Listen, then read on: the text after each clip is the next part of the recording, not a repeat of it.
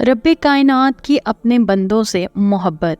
وہ رب خالق کائنات، وہ پروردگار جس نے ہمیں پیدا کیا، ہمیں اس دنیا میں بھیجا، وہ دنیا کی 70 ماؤں سے زیادہ اپنے بندے سے پیار کرتا ہے۔ وہ کبھی نہیں چاہے گا کہ اس کی بنائی ہوئی دوزخ یعنی جہنم میں اس کا نام لیوا، اس کا بندہ چلا جائے، بلکہ ماں کے پیٹ میں 9 ماہ تک غذا دینے سے لے کر روح کے قبض ہونے تک اس کی مہربانیاں اور کرم نوازیاں اپنے بندے پر ہر وقت اور ہر لمحہ جاری اور ساری رہتی ہیں۔ سرکار صلی اللہ علیہ وآلہ وسلم کے صدقہ و طفیل اس رب نے ہمیں بروز قیامت اپنی بخشش کے لیے اس زندگی میں اتنے اسباب پیدا کر دیے ہیں کہ ہم اپنی بخشش کروا لیں، کہ اگر ہم اس کی اپنے بندے کی بخشش کے انداز پر غور کریں تو معلوم ہوگا کہ وہ اپنے بندے سے کتنی محبت کرتا ہے، کتنا پیار کرتا ہے۔ بس ہمیں دیکھنا ہوگا کہ اپنی زندگی کا جائزہ لینا ہوگا کہ وہ زندگی جو ایک عارضی زندگی ہے، ایک کمرہ امتحان ہے، اور اس امتحان میں ہمیں مکمل پاس ہو کر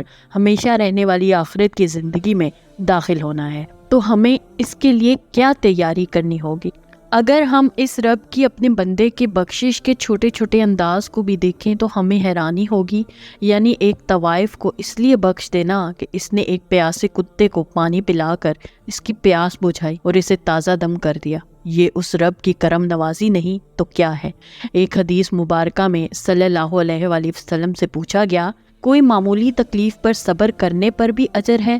تو آپ صلی اللہ علیہ وآلہ وسلم نے فرمایا، اللہ تعالیٰ کی طرف سے آنے والی ہر تکلیف چاہے چھوٹی ہو یا بڑی، اس کا اجر لکھا ہوتا ہے، یہاں تک کہ وہ گناہوں سے چھٹکارے کا سبب بن جاتی ہے۔ اس رب کائنات کا اپنے بندے کے لیے بخشش کا ایک انداز ہے، یعنی اگر کوئی اور شخص بیمار ہوتا ہے اور جب تک بیماری کی حالت میں رہتا ہے اور صبر کرتا ہے تو اس کے گناہ درخت کے پتوں کی طرح جھڑتے ہیں، یہاں تک کہ جب وہ اپنے رب سے ملتا ہے تو گناہوں سے پاک اور صاف ہو جاتا ہے۔ بیماری، تکالیف، پریشانیاں اور مصیبتیں انسان کے لیے آزمائش کی شکل میں زندگی میں داخل ہوتی ہیں۔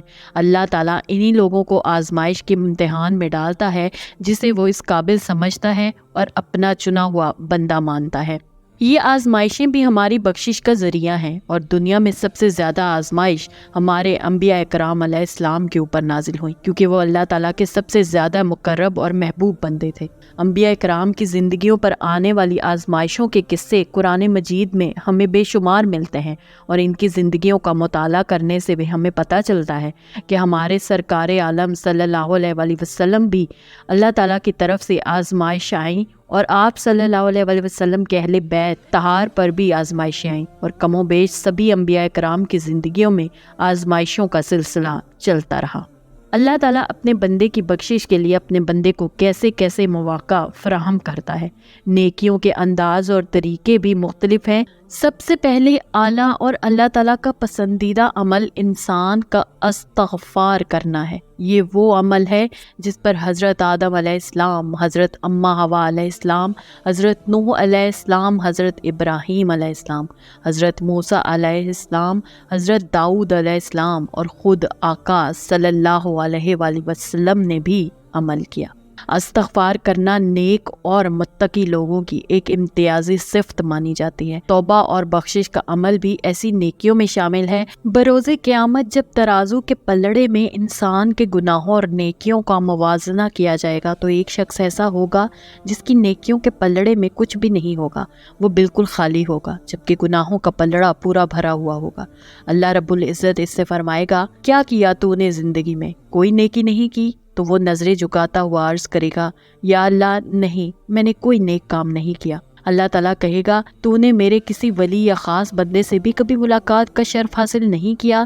تو وہ کہے گا، نہیں اللہ تعالیٰ۔ پھر پوچھے گا، کیا کبھی میرے کسی محبوب بندے کی زیارت بھی نہیں کی؟ تو کہے گا نہیں۔ تو اللہ تعالیٰ فرمائے گا، اسے جہنم کی طرف لے جاؤ۔ لیکن جب فرشتے اسے جہنم کی طرف لے جا رہے ہوں گے تو وہ یکدم بھاگا ہوا آئے گا اور عرض کرے گا، اے میرے رب، ایک دفعہ میرے علاقے میں ایک نئے عالم دین بزرگ تشریف لائے تھے، میں نے دور سے ان کی زیارت کی اور دل میں سوچا، کیا ایسے ہوتے ہیں اللہ کے ولی؟ اس کی یہ بات سن کر اللہ تعالیٰ نے فرشتوں کو حکم دیا کہ اس نے میرے محبوب ولی کی زیارت کا شرف حاصل کیا، اس لیے اس کے تمام گناہوں کو نیکیوں میں تبدیل کر کے اسے جنت عطا کر دو، اسے جنت میں لے جاؤ۔ یہ ہے اس رب کائنات کی اپنے بندوں سے محبت کا انداز۔ اسی طرح حضرت موسیٰ علیہ السلام کے زمانے میں ایک شخص بہت گناہ گار تھا۔ اس نے اپنی پوری زندگی اللہ تعالیٰ کی نافرمانیوں میں گزاری، یہاں تک کہ اس کا انتقال ہو گیا۔ بنی اسرائیل نے بغیر کورفن کفن اسے گندگی کے ڈھیر پر ڈال دیا۔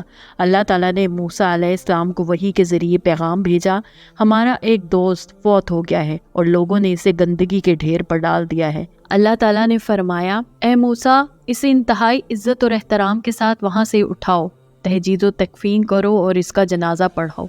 جب حضرت موسیٰ علیہ السلام وہاں پہنچے تو دیکھا واقعی وہ تو ایک بڑا گناہ گار انسان تھا۔ آپ علیہ السلام کو اسے دیکھ کر حیرت ہوئی، لیکن اللہ تعالیٰ کو حکم بجا لاتے ہوئے انہوں نے نماز نہایت احترام اور عزت کے ساتھ اس شخص کی تہجید و تکفین کی، نماز جنازہ پڑھایا اور دفنا دیا۔ بعد میں آپ علیہ السلام نے اللہ تعالیٰ کی بارگاہ میں عرض کیا، یا اللہ، یہ شخص تو واقعی بڑا گناہ گار اور خطا کار تھا، اسے ایسے اعزاز کا حقدار کیسے بنا؟ اللہ تعالیٰ نے فرمایا، اے موسیٰ، یہ گناہ گار اور سزا کا حقدار بھی، مگر اس کی ایک عادت یہ تھی کہ جب بھی یہ توریت کھولتا اور اس میں محمد صلی اللہ علیہ وآلہ وسلم کا نام دیکھتا تو فرط محبت سے اسے چومتا، آنکھوں سے لگاتا اور ان کی ذات طیبہ پر درود پاک کے پھول نچھاور کرتا۔ بس اس کی اس ادا نے مجھے اتنا خوش کیا کہ میں نے اس کے تمام گناہ معاف کر کے اسے عزت اور وقار عطا کیا اور 70 حوریں اس کے نکاح میں دے دیں۔